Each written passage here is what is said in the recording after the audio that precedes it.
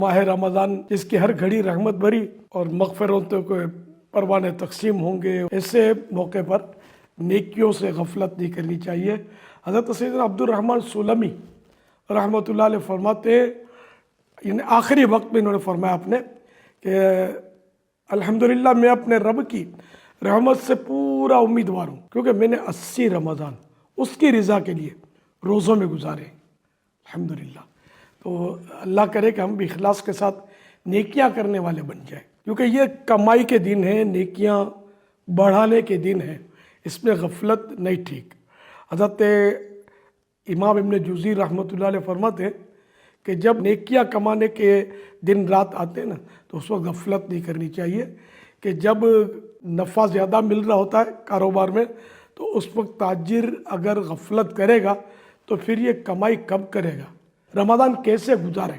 نیکیوں میں گزاریں، اللہ کی رضا والے کاموں میں گزاریں، صلہ رحمی بڑھا دیں، قرآن کریم کی تلاوت میں اضافہ ہو، اور جو قرآن کریم کی تلاوت سے محروم ہیں، نہیں کر پاتے، انہیں چاہیے کہ وہ سیکھیں۔ اس مہینے میں ایسی ترکیب کریں کہ قرآن پڑھنا کم از کم دیکھ کر صحیح طرح سے آ جائے، پھر دینی مطالعہ بڑھا دیں۔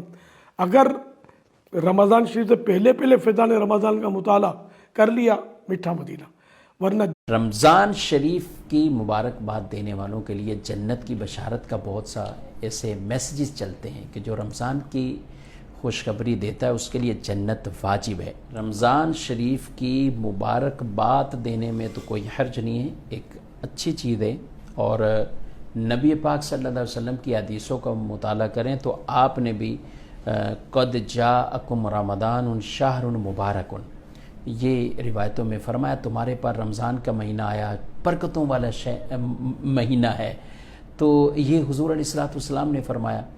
تو اس لیے مبارکباد دینے میں تو کوئی حرج والی بات نہیں ہے۔ ہاں البتہ اس مبارک پر جنت کی بشارت، جنت واجب ہونے کی بشارت، اور پھر اس کو حدیث کے طور پہ بیان کرنا، یہ درست نہیں ہے۔ ایسی کوئی حدیث کتابوں میں نہیں پڑے گی، نہ ہی آج تک کسی صحیح عالم دین نے اس کو بیان کیا ہے، اور عمومی طور پر جو اس طرح کی بشارتوں والی ہوتی ہیں وہ من گھڑت سی بنائی ہوئی ہوتی ہیں، تو اس لیے اس طرف توجہ نہیں کرنی چاہیے۔ ویسے مبارکباد دینے میں کوئی حرج نہیں ہے، اور لیکن جنت کی بشارت اس پر ہو جائے گی اور پھر اس کو حدیث کہنا، یہ بالکل غلط ہے۔